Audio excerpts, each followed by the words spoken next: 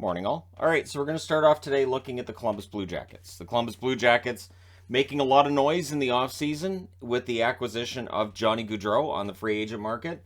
Also picking up Eric Goodbranson, both of them from the Flames. We'll see how things go this year. For the Columbus Blue Jackets, they were getting close to being, I don't even know if the contender is the right word, but 2019 it felt like there was some optimism for the first time with Columbus. And then they knocked out Tampa Bay in the first round, which definitely helped before getting knocked out in round two. 2017-2018, when we look back through the last 5 seasons, they were 45-30-7. They were 16th in goals for and 10th in goals against. The following season, 2018-2019, it felt like Jarmo Kekalainen went for it. They finished 47-31-4. They were 12th in goals for and 11th in goals against. This is when they lost some high-profile players, and there was a lot of discussion about nobody wanting to play in Columbus, which now we've seen is not in fact the case. Laine signing a 4-year extension. Gaudreau's there for 7 years. Werenski's contract, I believe, still has 6 more years left on it. I think we can kind of put that to bed. But 2019-2020 was a fallback season for them. 33-22-15, they were 28th in goals for and 3rd in goals against. But when they came back from the pause, they did knock out the Toronto Maple Leafs before getting knocked out themselves in the first round that year.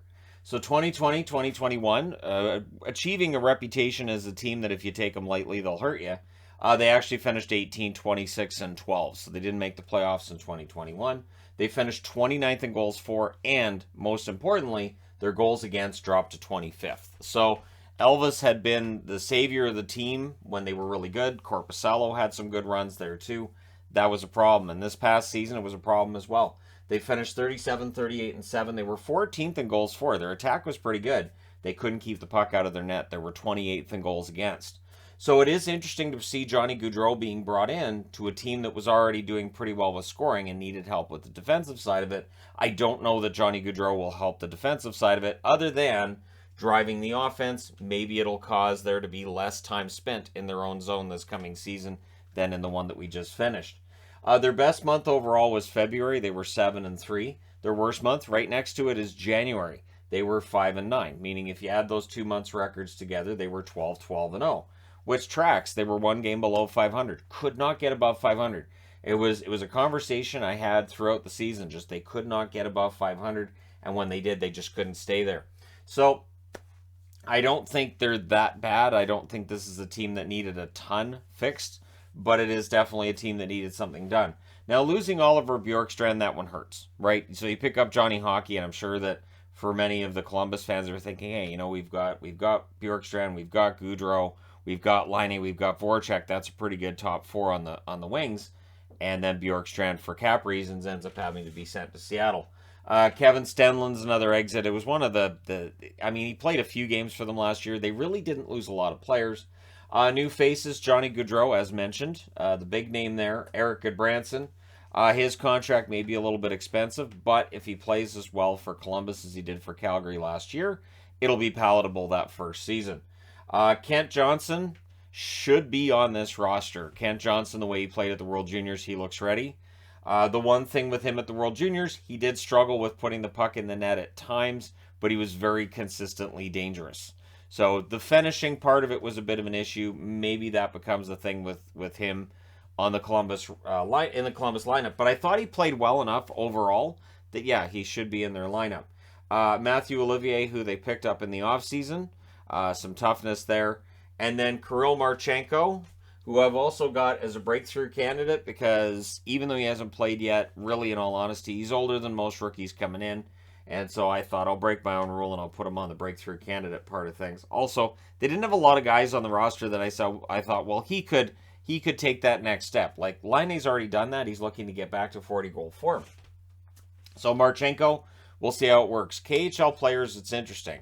There are those that come over and there's a lot of hype around them and nothing. Like Nikita Gusev, right? There's a lot of hype about Gusev coming back.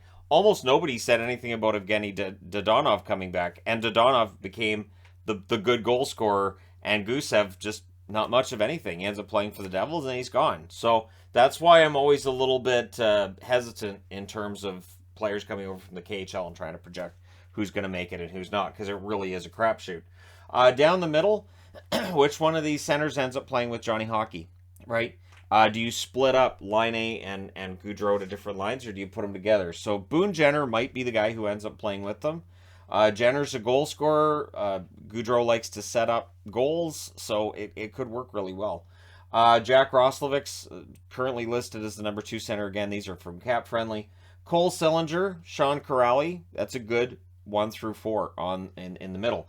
If they do go with Sillinger in the middle, and I would think probably will, because I already named off 4 wingers. I don't think having Sillinger playing on the wing this year necessarily works. But again, we'll see. Columbus has surprised us before.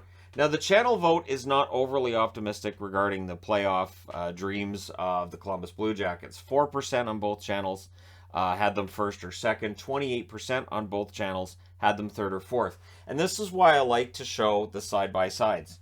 Because one channel has over 10,000 votes. The other channel has 840. And I think that kind of takes out the guesswork, the margin of error. Because, again, you can point and go, well, it's the same people voting. Yeah, but there's what, 9,000 plus votes more on this side, and yet the percentages stay the same.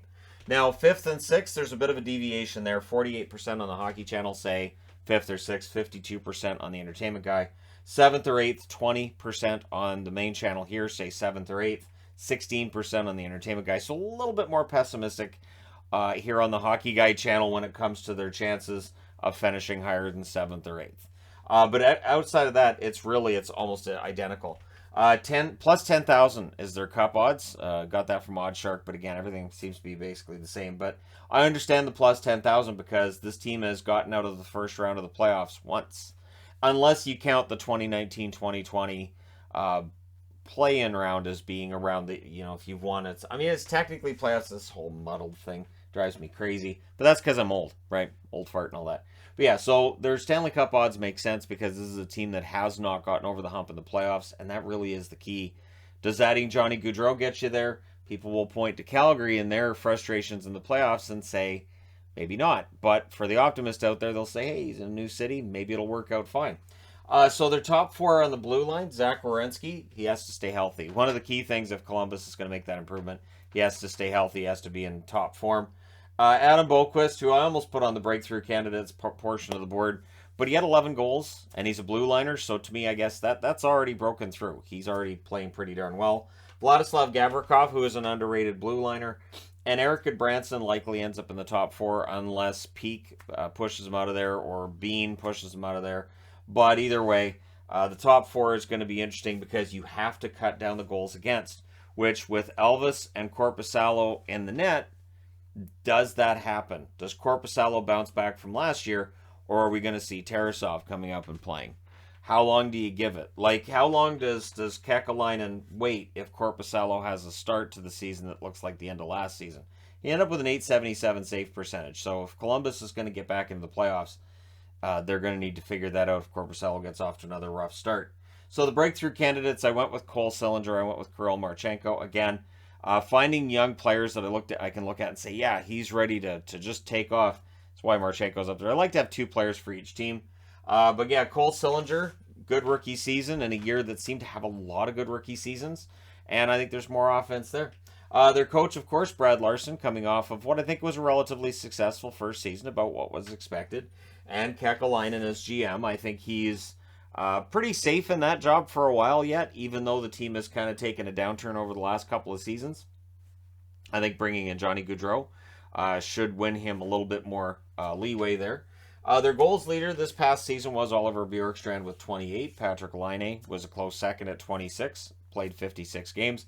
If Laine can stay healthy, you're looking at probably a 35-goal-plus season. Assist leaders, Voracek with 56. Voracek, it's all he does is produce assists. He does it very well, and I would think that number probably goes up this year because scoring should go up for Columbus. They should be top 10, I would think, in goals for. And Zach Werenski with 37 assists is second on the board. Again, they need Werenski to be healthy and play that full season. Their special teams were a problem. 18.6% on the power play, 78.6% on the penalty kill. That adds up to a 97.2. Not abysmal. It's not in like the 80s range as some teams have been, but it's the power play not helping them, and the penalty kill a little bit below league average as well. Expiring contracts. Gustav Nyquist, who I've seen a lot of people say, why didn't they trade Nyquist? They got to get rid of Nyquist. It's possible they're trying, and maybe nobody's biting on the contract. But with him being on in the final year of the contract, it gets easier to trade him as the season goes along if they decide to go that route. Vladislav Gavrikov, I would think they'll find a way to re-sign him. I'd be kind of surprised if he leaves, but I've been surprised before. Gavin Bayreuther, I salute Bayreuther for sticking with it and staying in North America despite getting seventh defenseman time and getting demoted here and there. And Jonas Korpisalo. Korpisalo re-signed in the offseason, but it's just a one-year deal. It's a show-me deal. And again, it means that in the event that things aren't going well with Korpisalo, you might be able to find a trade partner. But yeah, there was a reason last year when there was all of the, hey, what about Koskinen for Korpisalo? I never reported on that because I was watching both goalies. And I kind of thought Koskinen was the better of the two goalies last year. And it was I think there was a lot of people looking back at what Korpisalo did in previous seasons more than what he was doing this past season. So he needs that bounce back. They need to get that goals against down. And if they do, they could be in the hunt for a playoff spot. Let me know your thoughts in the comment section below as always. Don't forget to hit like and subscribe if you're browsing your way through. You just happened upon this video. Thank you guys so much for watching, for all your support. I will talk to you again soon.